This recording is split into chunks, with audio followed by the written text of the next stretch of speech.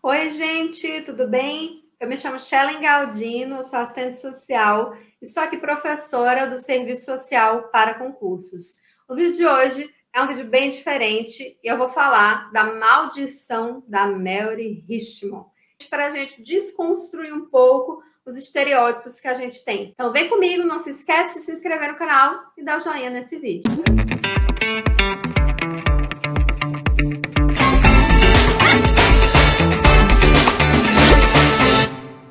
Então, gente, você já ouviu falar da maldição da Mary Richmond?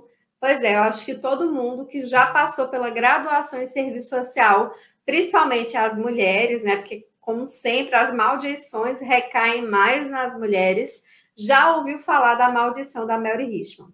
O que é essa danada dessa maldição? Essa maldição, ela diz o seguinte, que, né, se a estudante de serviço social, aquela pessoa que está, né, na formação profissional para ser assistente social, ela não se casar até terminar o curso de serviço social, ela vai, digamos assim, ficar solteira para o resto da vida, nunca vai encontrar mais ninguém, pronto, adeus, a vida amorosa dela, tchau. É basicamente isso. E a gente escuta falar muito isso, às vezes num tom de comédia, mas esconde também, gente, algo que, infelizmente, é uma estrutura um pouco machista, se a gente pensar um pouco, e é isso que eu quero falar com vocês nesse vídeo. Pois bem, mas antes de chegar na problematização que eu quero fazer, eu quero falar brevemente sobre a Mary Richmond, a Mary Ellen Richmond.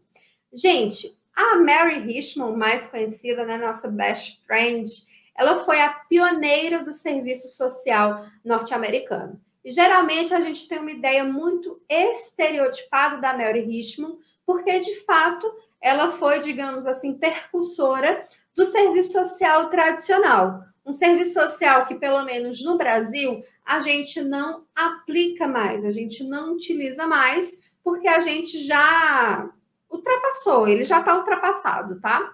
Mas a Mary Richmond, ela foi pioneira, tá, no serviço social norte-americano, e eu acho que vale a pena falar um pouquinho sobre ela. A Mary Richmond, gente, ela ficou órfã muito cedo. E aí ela foi morar com a avó dela, tá? Que era nada mais, nada menos que uma sufragista. E a gente sabe que para aquela época, início ali do século XX, ser sufragista, gente, é estar à frente do seu tempo.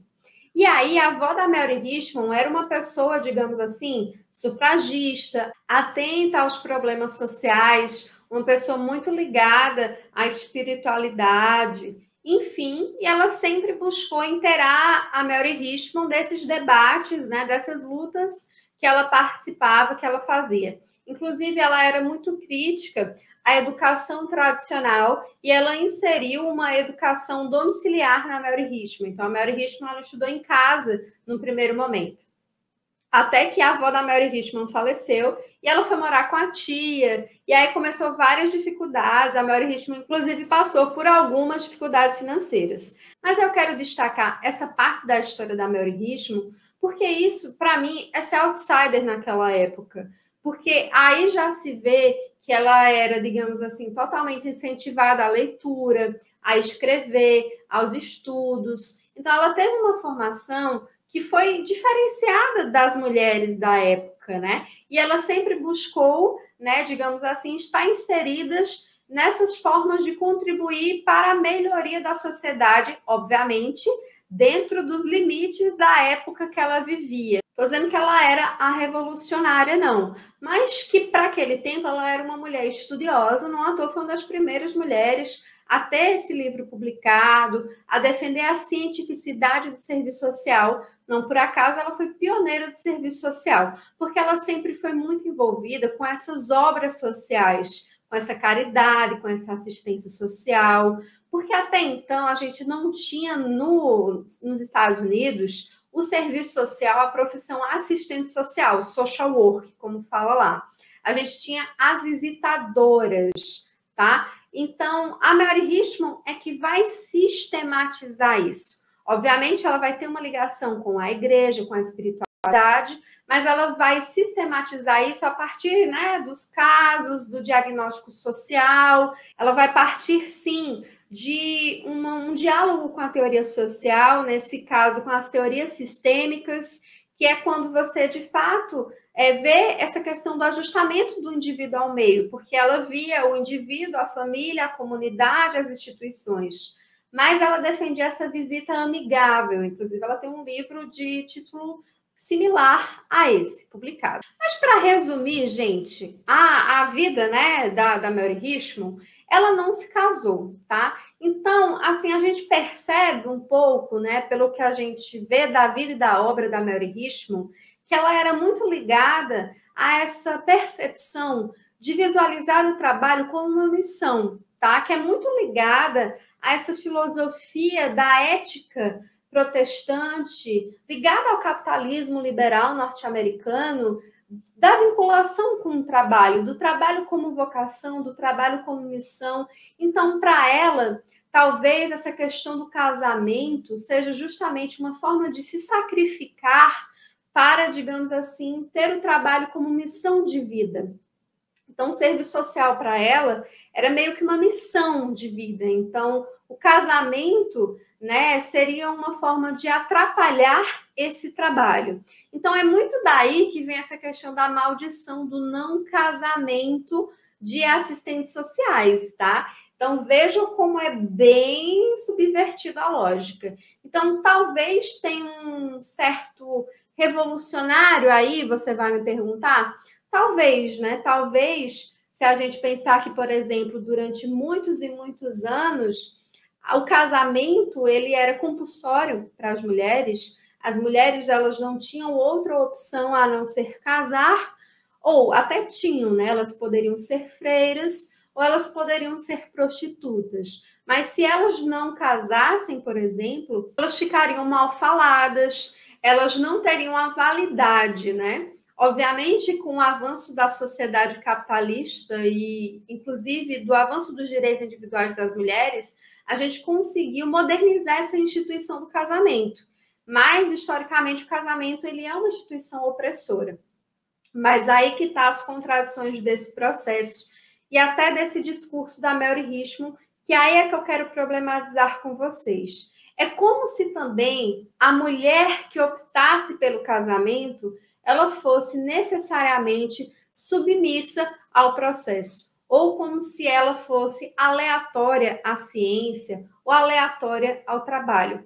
Como se a mulher ela não pudesse conciliar o trabalho, a vida pública, e o casamento, que é a vida privada. É como se a mulher ela tivesse que escolher. Ela não pode conciliar. Parece que é só o homem que pode conciliar vida pública e vida privada. E a mulher, ela tem que escolher. Ou ela fica relegada à vida privada, ou ela tem que sacrificar a vida privada dela, no caso de relações pessoais, e se dedicar como missão à vida pública, à caridade, à assistência social, à educação dos sujeitos, porque a gente sabe que temos uma divisão sexual do trabalho em que mulheres, historicamente, ocupam esses cargos, esses espaços de trabalho de cuidado, de educação, de moralização, que tem um serviço social e outras profissões, né? Então, também fica aí uma outra crítica. Por que que as mulheres que optam por casar, por ter filhos, elas são tratadas de forma menor, tá? Eu acho que a grande revolução, né, que nós mulheres proporcionamos através, sim, do feminismo, é a liberdade das escolhas. Então, nós mulheres podemos escolher se queremos trabalhar, se queremos trabalhar e casar, se queremos casar somente e não trabalhar. Isso, obviamente, problematizando quando necessário, mas despidos dos julgamentos moralistas.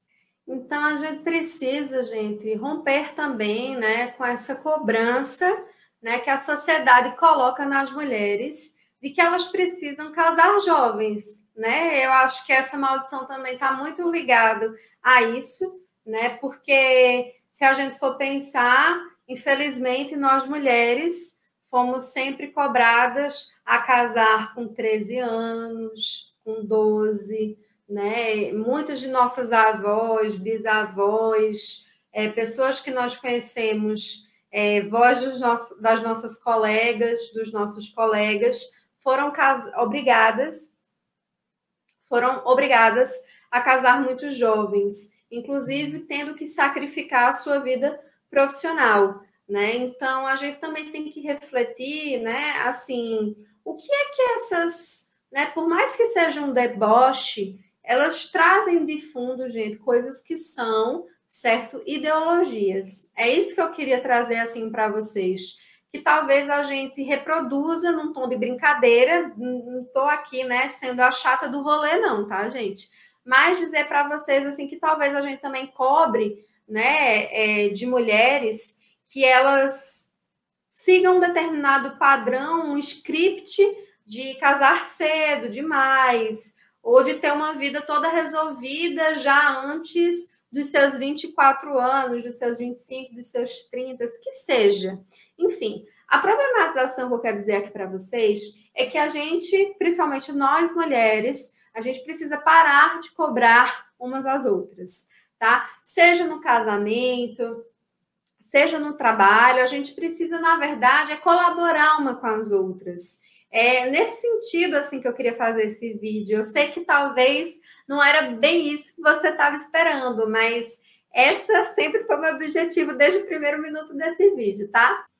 A título de curiosidade, gente, eu fiz uma pesquisa, assim, uma sondagem, na verdade, tá? Assim, com aproximadamente 1.500 assistentes sociais, e desses, 39,6% são casados, ou seja, a maioria. Então, essa maldição é fake news, provado e comprovado mediante uma pesquisa científica. Mas dessa porcentagem, né, dessa sondagem que eu fiz, 36% são solteiros. Aí a gente tem, depois, relacionamento estável, olha aí, 19% em relacionamento estável, e depois nós temos relacionamento aberto, divorciados, viúvos, e por aí vai. Então, mediante a pesquisa científica, eu vos digo, é fake news essa história de maldição. Relaxa, tá? Que você vai encontrar alguém. Se não encontrar também, tudo bem. Vai dar tudo certo. Não se preocupa com isso. A vida também é muito mais que um relacionamento, tá? Não se preocupa, dá para conciliar trabalho, dá para conciliar casamento. Faça suas escolhas, viva a sua vida. Segue o fluxo. É isso que eu queria falar para vocês. Mas e aí? Me diz como é que tá seu estado civil no comentários, tá? Como é que foi aí sua relação com seus amores durante a sua graduação, a sua formação profissional, se você chegou a acreditar nisso, se você acredita na maldição mesmo depois de tudo isso que eu tô falando para você. E, por favor, gente, né, segue aquilo lá que eu vou dizer para vocês sempre. Se gostou desse vídeo, compartilha, deixa aí o like, tá? E se inscreve no nosso canal. Um beijo e até a próxima.